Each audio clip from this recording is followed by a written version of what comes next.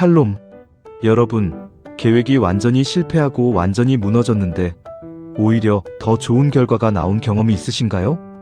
오늘 사도행전 8장에서 그런 놀라운 일이 일어납니다. 교회를 없애려던 예루살렘의 박해가 오히려 유대와 사마리아를 넘어서 온 세상으로 복음을 퍼뜨리는 씨앗이 된 것입니다. 하나님은 우리의 고난까지도 선하게 사용하십니다. 오늘 말씀을 통해 그 놀라운 반전을 함께 목격해 보겠습니다. 먼저 사도행전 8장의 주요 내용을 간단하게 살펴보겠습니다. 사도행전 8장 전반에는 스데반의 순교 이후 예루살렘 교회에 큰 박해가 일어나 성도들이 사방으로 흩어집니다. 빌립이 사마리아에서 복음을 전하고 마술사 시몬의 이야기가 나옵니다. 그리고 8장 후반에는 천사의 인도로 빌립이 광야길로 나가서 에디오피아 여왕의 재무관과 만납니다. 이사야서를 읽던 그에게 빌립이 복음을 설명하고 세례를 베풀어 줍니다. 그리고 한 가지 눈여겨볼 것이 있습니다. 사도행전 8장 시작에서 사울이 스데반이 돌에 맞아서 죽는 것을 마땅히 여겼다는 것과 사울이 앞장서서 교회를 잔멸했다라는 내용입니다. 오늘은 하나님께서 고난을 어떻게 복음의 통로로 사용하셨는가라는 물음을 가지고 함께 말씀을 읽겠습니다. 사도행전 8장. 사울은 그가 죽임 당함을 마땅히 여기더라. 그날에 예루살렘에 있는 교회에 큰 박해가 있어 사도 외에는 다 유대와 사마리아 모든 땅으로 흩어지니라.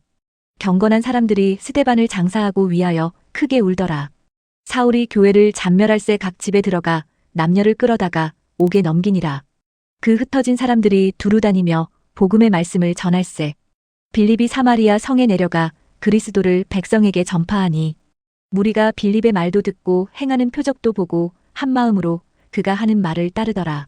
많은 사람에게 붙었던 더러운 귀신들이 크게 소리를 지르며 나가고 또 많은 중풍병자와 못 걷는 사람이 나으니 그 성에 큰 기쁨이 있더라. 그 성에 시몬이라 하는 사람이 전부터 있어 마술을 행하여 사마리아 백성을 놀라게 하며 자칭 큰 자라하니 낮은 사람부터 높은 사람까지 다 따르며 이르되 이 사람은 크다 일컫는 하나님의 능력이라 하더라. 오랫동안 그 마술에 놀랐으므로 그들이 따르더니 빌립이 하나님 나라와 및 예수 그리스도의 이름에 관하여 전도함을 그들이 믿고 남녀가 다 세례를 받으니 시몬도 믿고 세례를 받은 후에 전심으로 빌립을 따라다니며 그 나타나는 표적과 큰 능력을 보고 놀라니라. 예루살렘에 있는 사도들이 사마리아도 하나님의 말씀을 받았다 함을 듣고 베드로와 요한을 보내매 그들이 내려가서 그들을 위하여 성령 받기를 기도하니 이는 아직 한 사람에게도 성령 내리신 일이 없고 오직 주 예수의 이름으로 세례만 받을 뿐이더라. 이에 두 사도가 그들에게 안수함의 성령을 받는지라. 시몬이 사도들의 안수로 성령 받는 것을 보고 돈을 들여 이르되 이 권능을 내게도 주어 누구든지 내가 안수하는 사람은 성령을 받게 하여 주소서 하니 베드로가 이르되 내가 하나님의 선물을 돈 주고 살 줄로 생각하였으니 내 은과 내가 함께 망할지어다. 하나님 앞에서 내 마음이 바르지 못하니 이 도에는 내가 관계도 없고 분깃될 것도 없느니라. 그러므로 너의 이 악함을 회개하고 주께 기도하라. 혹 마음에 품은 것을 사하여 주시리라.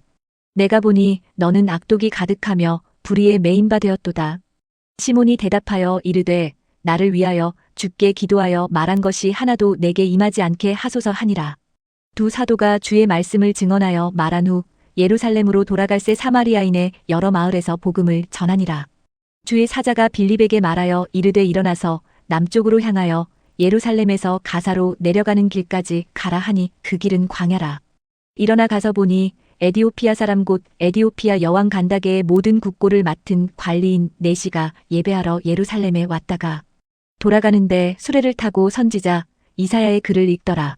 성령이 빌립더러 이르시되 이 수레로 가까이 나아가라 하시거늘 30빌립이 달려가서 선지자 이사야의 글 읽는 것을 듣고 말하되 읽는 것을 깨닫느냐. 30일 대답하되 지도해주는 사람이 없으니 어찌 깨달을 수 있느냐 하고 빌립을 청하여 수레에 올라 같이 앉으라 하니라. 읽는 성경 구절은 이것이니 일렀으되 그가 도살자에게로 가는 양과 같이 끌려갔고 털 깎는 자 앞에 있는 어린 양이 조용함과 같이 그의 입을 열지 아니하였도다. 그가 굴욕을 당했을 때 공정한 재판도 받지 못하였으니 누가 그의 세대를 말하리요. 그의 생명이 땅에서 빼앗김이로다 하였거늘. 그네시가 빌립에게 말하되 청컨대 내가 묻노니 선지자가 이 말한 것이 누구를 가리킴이냐 자기를 가리킴이냐 타인을 가리킴이냐. 빌립이 입을 열어 이 글에서 시작하여 예수를 가르쳐 복음을 전하니 길 가다가 물 있는 곳에 이르러 그네시가 말하되 보라 물이 있으니 내가 세례를 받음에 무슨 거리낌이 있느냐. 이에 명하여 수레를 멈추고 빌립과 네시가 둘 다 물에 내려가 빌립이 세례를 베풀고 둘이 물에서 올라올새 주의 영이 빌립을 이끌어간지라. 네시는 기쁘게 길을 가므로 그를 다시 보지 못하니라. 빌립은 아소도에 나타나 여러 성을 지나다니며 복음을 전하고 가이사랴에 이르니라. 아멘. 성경을 읽으면서 마음에 와닿은 단어나 문구를 생각해 보세요.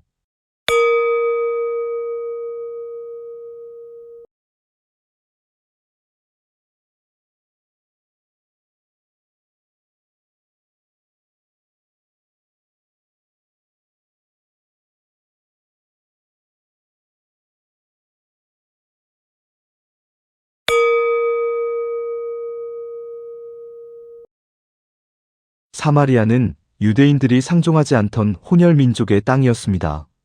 그런데 박해로 흩어진 빌립이 바로 그 사마리아에서 복음을 전하면서 큰 기쁨이 그 성에 넘쳤다고 기록합니다. 에디오피아 네시는 당시 아프리카 구스 왕국의 재무장관으로 막강한 권력을 가진 인물이었습니다. 그가 읽던 이사야 53장은 그가 도수장으로 끌려가는 양과 같이라는 메시아 예언으로 빌립은 이 말씀에서 예수님을 설명합니다. 이 사건은 복음이 유대를 넘어 아프리카 대륙으로 뻗어나가는 역사적 첫 장면입니다. 성도들은 박해를 피해 도망쳤지만 그들은 가는 곳마다 복음을 전했습니다. 여러분, 그들은 선교사로 파송된 게 아니었습니다. 그냥 살던 대로 가던 길에 복음을 나눈 것입니다. 오늘 내가 있는 자리, 직장, 학교, 동네 그곳이 이미 선교지입니다. 특별한 사명이 주어질 때를 기다리지 않아도 됩니다. 오늘 내가 있는 바로 그 자리에서 내게 있는 것으로 복음을 나누는 하루가 되길 바랍니다. 묵상 질문을 통해 성령께서 주시는 음성에 귀 기울이시기 바랍니다. 박해가 오히려 복음 전파의 통로가 된 것을 보며 어떤 생각이 드셨나요? 지금 내가 겪고 있는 어려움이 어떤 방식으로 하나님께 쓰임 받을 수 있을까요? 빌립은 성령의 인도를 따라 광야 길로 갔습니다. 나는 하나님의 예상치 못한 인도하심에 순종한 경험이 있나요?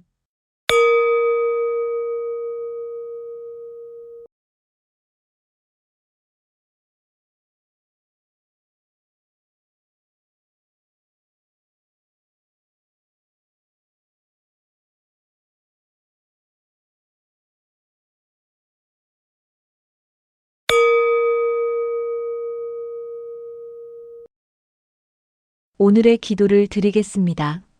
하나님 아버지, 고난도 복음의 통로로 사용하시는 주님의 놀라운 섭리를 신뢰합니다.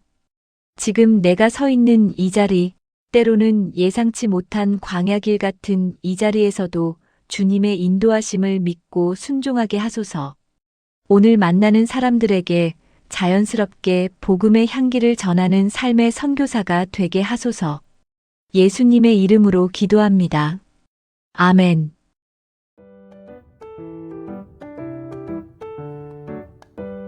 오늘은 사도행전 8장을 함께 읽고 묵상했습니다. 지금 내가 있는 바로 그 자리가 선교지입니다. 혹시 무너지고 흩어지는 상황이라 할지라도 그 자리에서 다시 일어나 빛을 발하는 하루가 되십시오.